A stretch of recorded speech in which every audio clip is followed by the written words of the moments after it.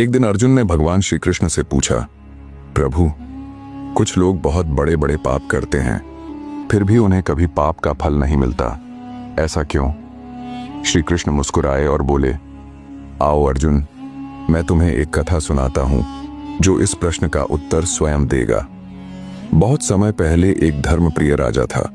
एक दिन उसने अपने राज्य में एक यज्ञ आयोजित किया और सभी ब्राह्मणों को भोजन के लिए आमंत्रित किया।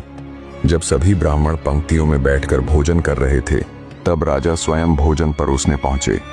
पंक्ति के अंत में बैठे एक ब्राह्मण को राजा ने स्वयं भोजन परोसा। उसी समय आकाश में से एक चील मरे हुए सांप को अपने पंजों में दबाए उड़ रही थी।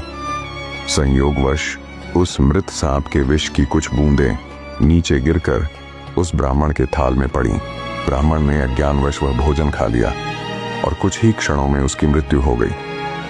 यमराज स्वर्ग से यह दृश्य देख रहे थे। उन्होंने विचार किया, किसका दोष है? ना तो वह ब्राह्मण दोषी था, ना राजा जिसने सद्भावना से भोजन परोसा, ना चील जो केवल अपना आहार ले जा रही थी, और ना ही सांप जो पहले ही मर चुका था। यमराज को किसी में भी अपराध नहीं दिखा। समय बीत गया।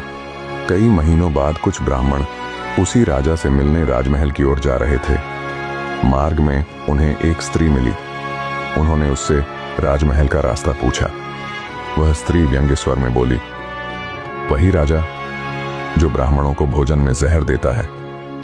बस इतना कहते ही यमराज ने उस स्त्री को ब्राह्मण हत्या का दोषी घोषित कर दिया।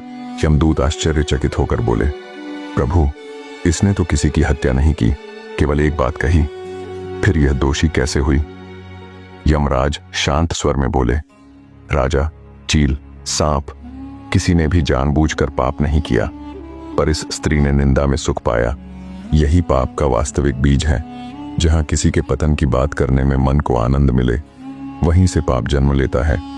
याद रखो अर्जुन, पाप केवल कर्म से नहीं होता, भावना से भी होता है। और जब मन किसी के दुख या पतन से सुख अनुभव करने लगे, तो समझो आत्मा के पतन की शुरुआत हो चुकी है। अगर आपको यह कथा अच्छी लगी तो लाइक करें और कमेंट में जय श्री कृष्ण जरूर लिखें।